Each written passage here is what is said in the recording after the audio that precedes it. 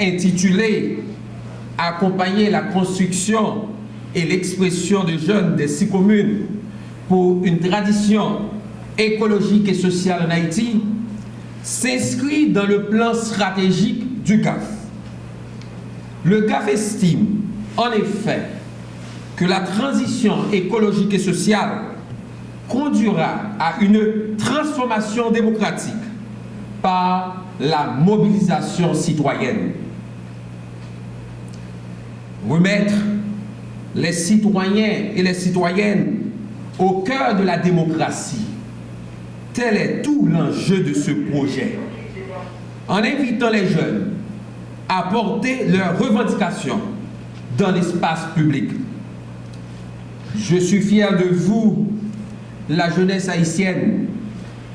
Je suis fier de votre courage, de votre détermination, de votre enseignement. Pendant 3 ans, je vous ai vu grandir physiquement et intellectuellement. J'ai constaté l'évolution de votre réflexion. J'ai appris de vos initiatives et j'ai mesuré des impacts de ce programme. Au départ, il s'agissait d'accompagner 84 jeunes de 6 communes et de 20 adolescents de Kinskov dans un parcours de construction et d'expression citoyenne pour une transition écologique et sociale en Haïti. La construction des groupes a constitué un gros défi pour l'équipe technique. Faire de vos individualités un tout homogène de la durée. Le contexte a été très pénible pour tout le monde, avec des groupes et des personnes qui ont été plus durement et cruellement impactés que d'autres, victimes d'une violence intolérable et révoltante. Malgré toutes les contraintes, nous avons réussi de belles choses. Tout d'abord, les 10 organisations cascades ne sont pas livrées à elles-mêmes, puisque le GAF les a mis en contact avec des partenaires potentiels. Vous les jeunes avez eu l'occasion de rencontrer virtuellement de jeunes francophones du Canada, de Madagascar et de France. Et puis, il y a le mouvement national citoyen pour le climat que le GAF anime et dont les groupes vous accueillent avec bienveillance pour continuer un bout de chemin ensemble. Le pacte pour la transition écologique et sociale, ce document si dense et que vous maîtrisez si bien, prenez-le et faites-en votre arme pour conquérir les territoires et redonner vie à la démocratie locale. Le GAF sera à vos côtés. En fait, nous accueillons des propositions qui viennent, donc c'est plutôt les animateurs du projet qui présentent des propositions et nous devons voir donc si ces propositions s'insèrent dans les priorités. Parfois, dans d'autres pays, nous faisons des appels et donc nous mettons en compétition les différentes propositions. Ici, en Haïti, c'est un peu plus compliqué parce qu'on a des difficultés opérationnelles et donc on analyse individuellement les propositions qui arrivent. Et si elles s'insèrent dans nos priorités de coopération avec les pays, nos priorités en ce moment, c'est renforcer la résilience de la population haïtienne, donc améliorer les conditions de vie, par le renforcement des actions améliorant leur nutrition, la production agricole, la gestion de l'environnement et une autre priorité, c'est l'éducation. Donc, vous voyez qu'une action comme celle-ci, elle s'insère par plusieurs angles dans tout ça, parce qu'on met les jeunes en action dans leur communauté. Donc, ça reprend plusieurs de ces priorités ensemble. Donc, c'était logique, à notre avis, de l'appuyer et les résultats paraissent très intéressants et très prometteurs. Donc, essentiellement, nous faisons une comparaison entre les priorités que nous avons établies pour notre action en Haïti et voir si l'action correspond à ces priorités. Dans le cas d'Haïti, il est évident que Haïti a tout l'intérêt à poursuivre ses objectifs.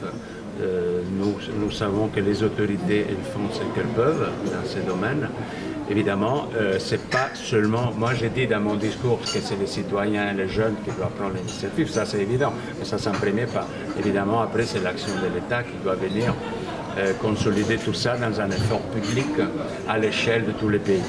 Donc nous, comme Union européenne, nous appuyons la transition verte, nous appuyons ces genres d'initiatives à l'échelle globale. Nous avons même redéfini nos modalités de coopération pour favoriser une implication du secteur privé avec le pouvoir public pour pouvoir atteindre par des biais de projets verts, des projets sensibles à l'environnement, tous ces buts. Évidemment, il faut que la situation économique s'améliore, la situation institutionnelle s'améliore, et que donc l'État haïtien soit capable de prendre les relais, parce que tous ces projets qui sont des démonstrations de ce qui est possible devraient devenir idéalement une modalité d'action à l'échelle nationale et donc stimuler tous ces changements qui sont nécessaires. Donc il ne s'agit pas d'être critique, il s'agit d'être coopératif. C'est le but de l'Union européenne dans ce contexte, d'être coopératif, de faire ce qui est possible. Il faut se souvenir qu'à Haïti, tout est complexe. Nous le savons très bien.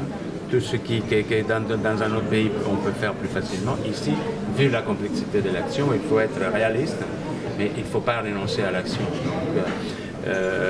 Il ne s'agit pas de se critiquer les uns les autres, il s'agit de travailler tous ensemble, communauté internationale, État haïtien, société civile haïtienne, trouver des actions communes qu'on peut mener ensemble et donc poursuivre ce qui est l'intérêt de tous, c'est-à-dire vivre dans un pays qui à l'avenir devra être plus propre, dont les ressources seront mieux gérées, dont la population pourra consommer des aliments produits localement et on pourra se déplacer sans problème d'un côté à l'autre du pays comme c'était dans le passé. Donc il y a plein de choses à atteindre, mais il faut les faire tous ensemble.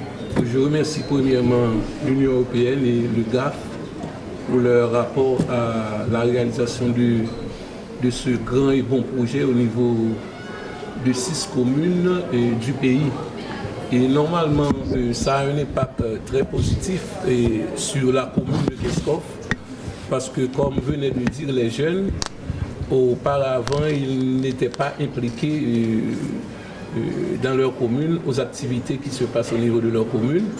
À travers ce projet, ils commencent à s'impliquer davantage aux décisions prises au niveau de la commune de Keskov.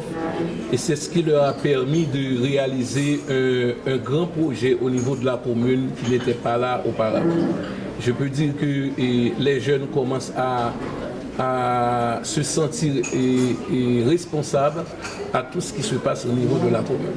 Bon, normalement, on commençait à s'impliquer, mais on va continuer à travailler avec les jeunes, à prendre leurs idées puis leur accompagner pour pouvoir continuer à protéger davantage l'environnement au niveau de la commune de Keskov.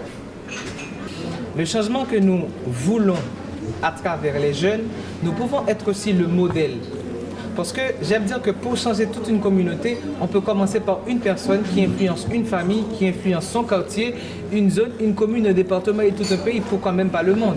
Donc ça pourrait commencer par une toute petite lueur d'espoir qui se trouve dans une seule personne. Et cette petite lueur d'espoir-là projette sur toute une commune, ainsi de suite. Travailler ensemble, généralement les difficultés qui gangrènent dans nos rues, surtout l'insécurité, cela devient la principale barrière de cette idée. Mais déjà, nous avons beaucoup de choses, comme nous pourrons parler à travers Alternativa ainsi que ce projet. Nous avons déjà pensé à monter un réseau de jeunes qui est déjà sur place, mais nous allons continuer à travailler. Un réseau de jeunes qui rassemble les jeunes des 6 communes. Et déjà, ensemble, on fait des choses. Parfois, j'ai besoin de faire quelque chose.